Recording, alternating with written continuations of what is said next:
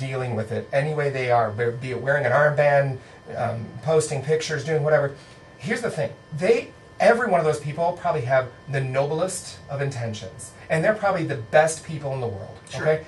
But I can't help but wonder if that trivializes the tragic nature of this that we are in no way a part of, that we couldn't possibly. It's the same conversation that I have with my students about how so removed we are from things that I'll give you an example. Like, for instance, in the musical The Producers, they do a great job of spoofing and satirizing Hitler. And how can we effectively make fun of probably, arguably, the most tyrannical dictator of our time? Walt Disney I'm just saying, and Warner Brothers did it. My argument is that we can, ago. is because we're so removed from it. We are not from that generation. We probably don't know someone from that generation, and if we do, it's way removed.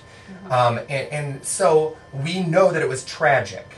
Therefore, we can make fun of that. We can relate to it in a way, because we all make fun of things in order to relate. I mean, that's why there's a reception. That's a natural reaction. That's why there's a reception after a funeral. You go to the funeral to mourn, and then you go to the reception so that you can socialize and you can relive those good times and celebrate the life and release that. That's how we deal. Yes. And so I argue that it's acceptable because we're removed. And so I'm not saying it's not acceptable. But how much time passes? Because I don't know. I mean, I don't know. We're sitting here. Take 9/11, something that we all went through. Thank you. I was just about ready to bring that up. And some of us, we were so far removed from it. I've never been to New York, but I have very close friends that were there. Mm-hmm. And at the time, my mother-in-law, we weren't sure if she was on one of those flights because she worked for United, and that was one of her routes, but it just didn't happen to be that day. So there's, but even at some point, is 9/11 going to be satirized? Well, someone told me a knock-knock joke in a group setting. Said a knock-knock joke about 9/11, and after the punchline, everyone went, "Ah, too soon." Really? 10 years? I don't know. Here's the thing. Now, that it's not a comedy, it's not a Will Ferrell comedy, but they've made movies on 9/11 already. They've. I mean, for crying out loud! As soon as that movie came out, I was like, I'm not seeing that. And that's where I wonder if I can't do that. What you were talking about is the monetization of things, and yeah. I mean, obviously, news sources get money by doing, and so there's always money is the root of all evil, and the shooting in Colorado. Well, they're talking about. There's going to be a Lifetime movie within a year or so. Yeah, I mean, you better believe it. Somebody's going to monetize it. Somebody who was there is going to write a book about it. And I brought it up only because I think sometimes, and I'm going to try very, very bleakly probably, but try to relate this to theater. I can do it real. Please. Please go perform theater, because then you won't. All this other stuff, won't happen. It'll disappear. Escape reality. Escape reality. Go to theater. Yeah. But it's like when we're starting to think about our projects and we're starting to think about why we're doing what we're doing. And, there's directors who attach themselves to projects and say, this is what I'm doing next, and actors who are saying, this is the show I'm auditioning for, and writers who are saying, this is the next big thing. Mm-hmm. Whatever it is, they're attached to that project for a reason. Either they have an interest in it, or they're emotionally tied to it, or whatever. But here's the thing. Sometimes I worry that I sometimes get too removed from reality. Sometimes I get too removed from, I love theater. I love the novelty of theater. I love the razzle-dazzle of putting on a show. I love the making people laugh. I love making people laugh. I love all of those things, and add it all together. And how is that not your reality? Well, I was just going to say... You don't have to embroil yourself in the reality of what goes on outside of you, because... Well, it boils down to be your reality, that you forget that it's not necessarily a part of others' reality. You know what I mean? Like, I could never get my parents to understand my love and appreciation for theater the way I do. No. Now, maybe they would appreciate it, but they will never understanding the life-saving, changing qualities of theater like I do. And so it's kind of like, when I approach a project, sometimes I get so immersed, ask my wife, sometimes I get so immersed that my reality tends to blur, that I forget what is, and I wonder sometimes, as far as going back to the media and the story in this particular incident, I wonder sometimes that we get so wrapped up in the narrative of the storytelling that led up to this tragedy. The fact that it was a Batman opening night. Dear God, and he was dressed all in black. This is what reality television. This is reality television in real life. It is, and the problem is that we have so much reality television now. We forget that this is real. Yeah. But we treat it we treat this as a Law and Order episode, and in an hour we're off watching something on Netflix. Exactly. And I've already changed the channel because I don't watch that show. I watch national news. I don't watch local news because the local news is really depressing. Oh my gosh! It freaks me out a little bit because I just. Everybody kept tying it to Batman, and it was driving me nuts. The fact that he had all these guns and booby traps in his apartment, and it's tying it back to Batman. I was like, give me a break. It could have been any movie, it could have been any theater, it could have been any guy. It's still a senseless tragedy. And that is the focus, and that's the true tragedy right there. And it's nothing more than that. And I think that and again, apologize for the sloppy transition, but relating it back to art, when you're doing a piece of theater, it needs to be about the piece, the story. Telling a story. What story are you telling? And here's the thing: how you're related to that story, be it an actor, director, producer, patron, whatever your relationship to that story is, that is your particular investment. And it's very hard to kind of accept or communicate well with others regarding theirs investment. It's just, you got to be cognizant to what else is in other people's heads. You don't have to appreciate it, you don't have to understand it, but you got to be cognizant to it. You got to like I don't know. Here's the thing. I recently have seen Color Purple, Porgy and Bess, Memphis, and these are all shows about how race relations. Yeah, race relations and it's like you have to understand, somebody who is not African American or somebody who is watching this, I was moved in a way that the African American lady that was sitting next to me wasn't. Yes. She was moved in a very different way. And here's the thing, I can appreciate those pieces of theater. I love them. I thought Porgy and Bess was top notch. I was enthralled, but it was not my investment. It's not the same as this person over here's investment. Definitely. I'm really glad that you're saying that, because Glenn today saw Next Fall. I saw it last night. And I was so excited that he saw it today, because she and I are going to have differing opinions. Definitely. Well, which is really a horrible segue. It really is, but can I say I do want to get to it, because let's take a quick break here, okay, and then we'll come back and we'll talk about Next Fall. Refocus. Yeah, because seriously, I don't want to minimize the tragedy that's happening in Colorado. I don't want to. Yeah, none of us do. I don't want to minimize anybody's personal. I don't want to minimize anybody's personal investment in Frankie's favorite obsession. I don't want to minimize anything. We just want to open up a conversation and see what everybody thinks, because the number one thing about theater is that it's thought-provoking, and it makes you think, makes you walk away and kind of reassess life as we know it. And that's kind of exactly what I would like to do. So hang tight. If you're just now joining us, go to your app store on your iPhone and download the free KSHP app. Then you can listen to us live on your phone. This is Curtain Call with Erik Ball. We'll be right back. Marty, and you are absolutely listening to Curtain Call with Erik Ball. Don't stop listening. That's pretty good. Intense conversation, man. I mean, seriously. It's angered me to no end, because this conversation or the topic? The topic itself is not the issue. The issue is, and I'm guilty of not doing anything about it, other than trying to be a good person and prevent that sort of thing from occurring in my direct circle of influence. I can't affect anything outside of Las Vegas right now. I have some family. My sister lives in Parker, Colorado. I have my brother-in-law lives in Aurora, Colorado. I used to live in Fort Collins and Boulder. There are people that were probably in that area. My old high school unrequited love from high school. She lived in Aurora. It's one of those things that I can't do anything with it. What I can do is affect, especially my own daughter.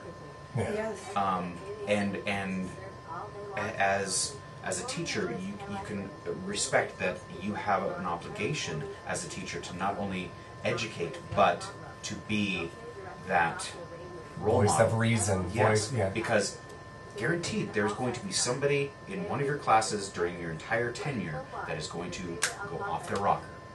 Yep. And it's your responsibility to do what you can to catch that ahead of time. But again, what happened in Colorado, nobody did anything. And this is a seemingly normal person working on a doctorate. Of course, maybe he has a little Asperger's syndrome and he's socially incapable of dealing with certain things. I think I have a touch of it because I don't like going out and karaoke. I'm not a big. And theater is my ability to compensate for that because I can be somebody else and do those things that Glenn would never do. Never. I mean, the Glenn that's here on the that's a different me. This is me performing. Everybody has masks too. I do the same which thing. is why I use love theater teaching. as a device. When I taught, I saw every class session as a performance. And sorry to let the cat out of the bag. It's true. That's what he does. It's true. I even have costumes. I do it too, though, with the baby classes that I teach. I'm a character that I play. Miss Carrie teaches and performs. Miss Carrie, though, is so... It's got such a double meaning there, right? I know. Emily talked to me about it, too. It's my name. Okay. I don't care if Gia or Kelly are jealous of you today.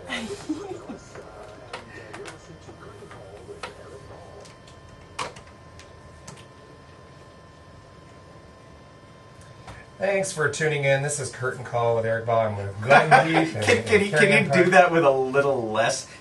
Hi, welcome back. Well, we kind of were drained. Yeah, but you know what? Hey, let's come back from the commercial break. And hey, thanks for tuning in to Curtain Call with Erik Ball. This is Glenn Heath. Hey! Intern Kelly joining us. Yeah, we need sound effects is what we do. Yeah, and we just... Yeah, where's your little bell? Where's the bell? Yeah, it's up top there. All right. Hang on a second. There we go. There we go. Curtain Call with Erik Ball. Now, where do I transition now? We were touching a little bit on the horrific tragedy over in Colorado. We were talking about how as artists, we have to figure out a way to relate to the pieces that we work on theatrically, and also have an understanding and appreciation for how everybody might be involved in that piece. And a respect for stuff. And a respect, well. yeah. Because here's the thing, how we're exposed to this tragedy in Colorado is certainly not how the families of those involved, the victims, are dealing with it. It's certainly not how the press is dealing with it. It's certainly not how the movie theater industry is dealing with it. And here's the thing, the bottom line is, it is a tragedy. And that's something that I just argue that is probably something we need to keep in the forefront of our mind before anything, not the fact that it was a Batman movie. And so we're kind of... I think that's irrelevant because, again, with the number of unreported tragedies that occur on a daily basis in and around every city in the United States, again, I don't want to say it's a glamorization, but again, there is the monetization of hitting this story. It's a headline. And it's affecting people, and the centralized, what brings everyone together. It's at the movies, and it's Batman, and that's that cohesiveness that we can all relate to. Yeah. If it had happened at, I don't know, name me an obscure band from the 1980s that was having a reunion concert, and it happened, at Devo. At a Devo concert, yeah. People would be like, well, they probably deserved it, No, but that's kind of why I was kind of spent, is because even here, I mean, we're making it a huge topic here. I mean, it's some might argue it's press for us, for crying out loud. It's true. It's theater of its own.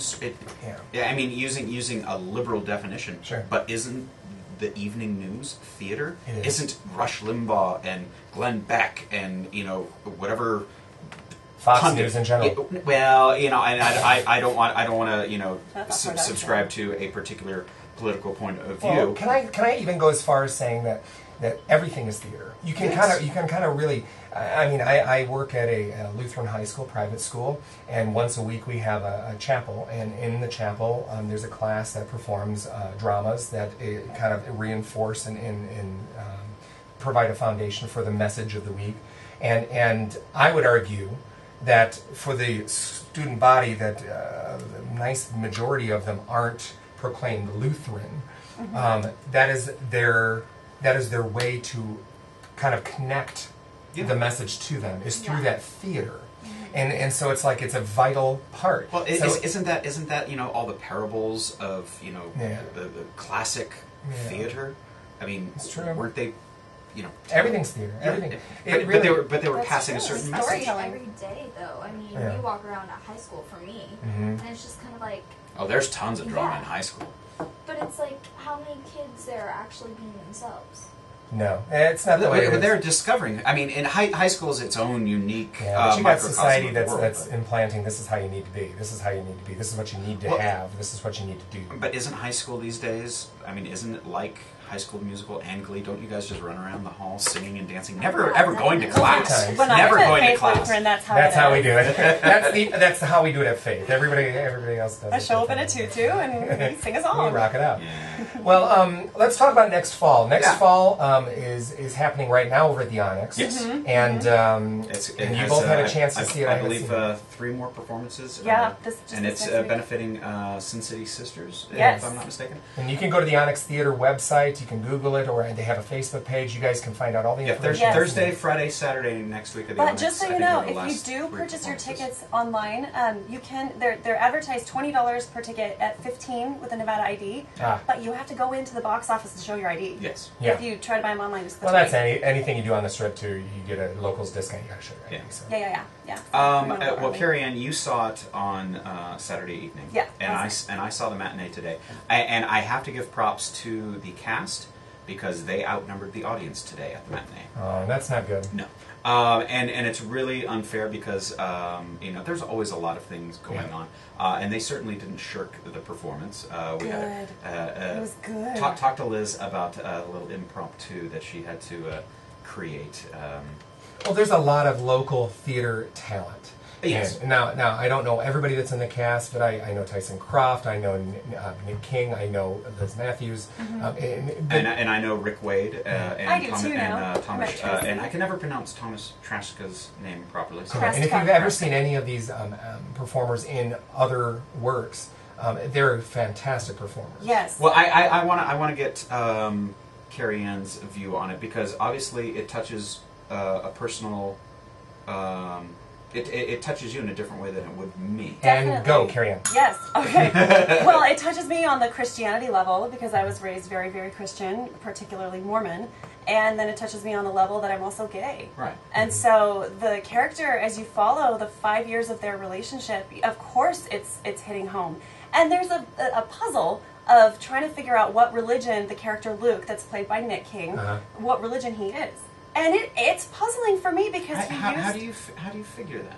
Because he used specific, like I know the Mormon phrases like in the twinkling of an eye and specific things like that. And that was Disney. But then the rapture was brought up. Yeah, there's sorry. without giving too much away. It's the story of and it goes back and forth with time jumps with Luke and his family and his partner and individuals that are closely related or closely connected to this character of Luke. And so you see the relationship of Luke and Adam as it jumps back and forth from present day to the past. And that's all I'm going to give away on it. Because it's a Tony-nominated play. It's a great these actors performed it just beautifully, and I always have to process for a minute. But after the show, the actors come out, and then of course they want to know what'd you think, and I need to take that time to process. But I was able to say immediately that it was very organic. That the relationships between the characters seemed real. Yeah, like I was watching, not like a show or a production. That I was, giving an inside peek at this. Why do you suppose? Can I say that community theater? There's a mishmash to that. You're going to get that, and it varies from play to musical theater too. Sure. It kind of, there's a certain kind of cadence to musical theater. Well, yeah, with musical theater, it takes me out of the realistic. Well, I was going to say the musical theater has that little. But can I ask, why do you suppose? Do you think it was the chemistry between the actors? Or do you think I do think it was the chemistry between the actors. I also think that the script was beautifully written in that it didn't exaggerate anything. It didn't turn it into something like a gimmick soap opera. Because it could. I mean, this topic is very... my family turned their back on me a little bit from my parents, and I can dramatize it and make it this, oh my goodness, this happened to me. And but the show doesn't. It didn't do that at all. I don't have the same personal connections. I've stopped being religious years ago. I'm very spiritual, but call me an atheist. I don't subscribe to religion. Respect it probably more than most religious people do. But I guess my issues with the show, and it was a good show. All the actors did a fine job. I think some of them worked better together than others. Liz, I told Liz after the show, I was like, you were just playing yourself. It seemed a very natural character for her. A best friend. Yeah. And a hag of sorts. But I guess she's going to heaven. I was taken out of the production, and not for the story. The story was very familiar to me, unfortunately, because I saw a production of Stop Kiss last summer. And to me, Next Fall is the gay version of Stop Kiss, which is the lesbian version of Next Fall. Oh, I probably would have liked that more. No? I don't know. Yes, next. And so I was caught up, doing that comparison, and I hate when so I wasn't really... I have a hard time removing myself, too. Well, I couldn't get drawn into the characters so much because of every time there was a jump from the present day to the past, there was a set change. Yes. So that minute and a half, 2 minutes where the stage is dark and things are being moved, it really takes away. Yes. I was kept into the show because of the soundtrack. The music that they chose. Oh, the music was the music was great. And the music did fit. And RagTag, did a good job. Ambiance is all about theater, folks. But sorry, as an actor watching theater, I want to be captivated from the moment my butt hits the seat to the moment I'm standing up giving a standing ovation. You hear that, theater companies? And not that the show does not have... I was laughing at parts. There's some nice, subtle, natural humor. And there's some... it's theater, so it's never going to be the same twice. So what you saw and what I saw, the same lines occurred, but the sofa didn't break when they sat on it during Saturday's performance. Sure. However, when Thomas and Liz sat down on that sofa today, snap. Oh, dear. So, a real bit of live theater. And we were all laughing. All four of us in the audience were laughing. And Liz, I talked to her afterwards, and she's like, I had the perfect thing I should have said because of the Overeaters Anonymous, backstory. Yeah. Totally missed that. But, it was still funny and natural theater. And they recovered fine, right? Yes, they recovered. Yeah. They recovered. They found a new sofa. I don't know where at the Onyx they pulled another sofa out of. But I would recommend going to see the show because there's a lot of subtext, and there's a lot of good characterization. The actors, Rick Wade especially. Yes, he's really, the one who broke me down. He actually brought me to tears. The last 10 minutes of the show was worth it for me because I was just like, and And I don't want to talk about plot of the story, but there are aspects of it that touch me, in a special way. Like as a father. Well, yeah, as a father, but I'm very open-minded and very liberal, and I try to foster a very open relationship with my daughter, communication-wise, of course. And so there is no topic that I feel embarrassed or ashamed to discuss, and I don't want her to feel that way either. And as she gets older, I hope that she'll appreciate that what I'm trying to do as her father. And I know her mother, feels the same. Say a worldview statement that's going to blanket the world as we know it. It's just, if we were all a little bit more willing to open our ears and listen and communicate, I think half the problems of the world would go away. If we spent more time listening and less time talking. Exactly. Which is really ironic that we're doing talk radio. But I'm listening. But I'm absolutely serious, though, and it's probably the undercurrent message there is that, we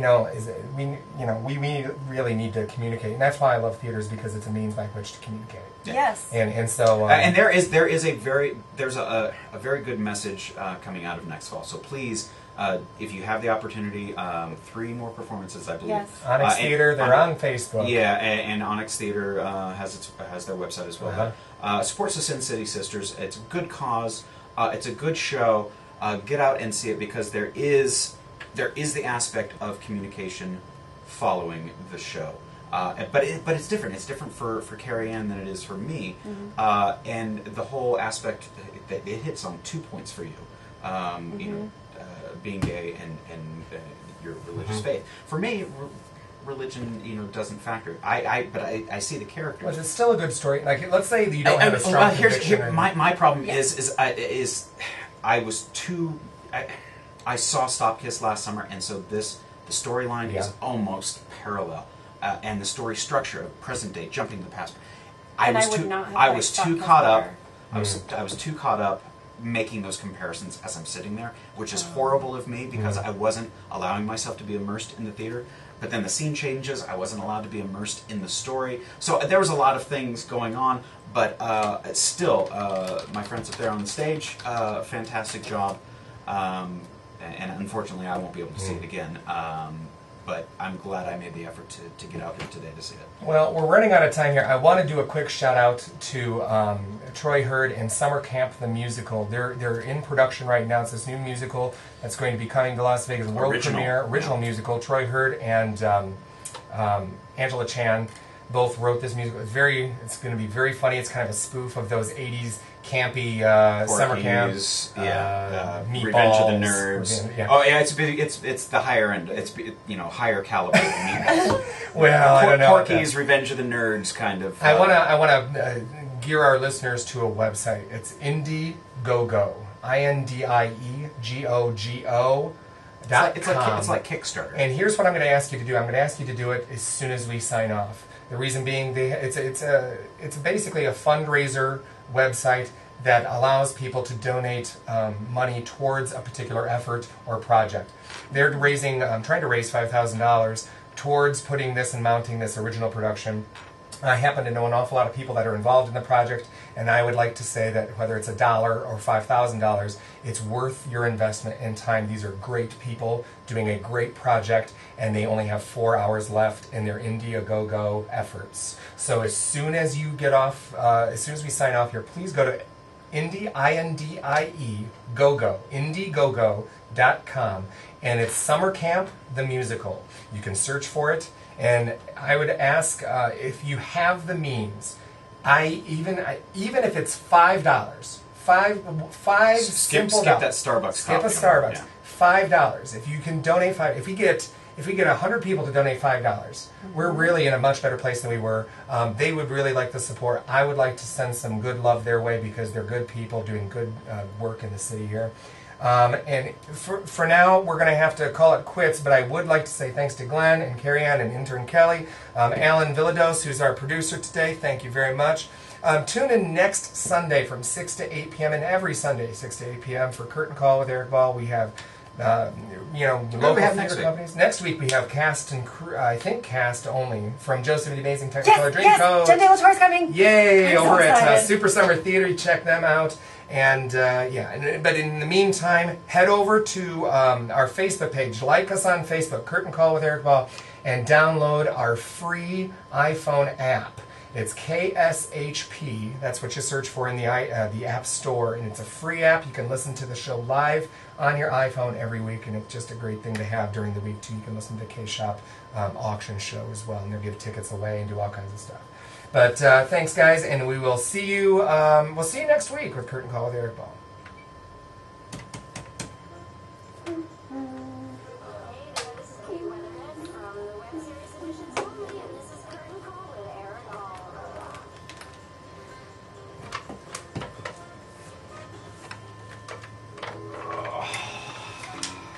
Gosh, I always want like one more hour. Yeah. You know what I mean? Like we get going and it's like, dang, I wish we had more time. Because I felt like you guys were just getting started on next fall. And I'm going, dang it. But it's okay because, I mean, for me it touches a very deep place, so I probably would have gone there with it. I wanted to like it a lot more. And if anyone's watching, you know, I'm not disparaging the show. I'm glad I went to see it. Five actors on stage. Not all five performed well with all the other. Each one did not do as well with the other four. I think the show was much better when if all of them would have been on stage at the same time. Yeah. But just some of the two-person connections, I really had a hard time believing Nick and Thomas's characteristics. Yes. Nick is gay. Yeah, I know that. I had a hard time believing Thomas. And Is Thomas gay? No. But there's got to be some risk taken as an actor if you're going to step into that role. If you're going to step into that role. And I don't think it was taken. He did some gay things. I'm sorry, stereotypical gay things, like, don't cut it for me. Yeah. I mean, that's like saying, oh, I'm drinking a Frappuccino. That don't make me black. Or I don't even know what that means, but you know, there seemed to be some level of discomfort. Can we stop? We can stop. Yeah, sorry. Okay, or will you just edit? No more. No, you know what? I had to edit for some. I'm not going to edit anymore. Okay. So, all right. So all the candid stuff is now going to happen. Sorry, folks.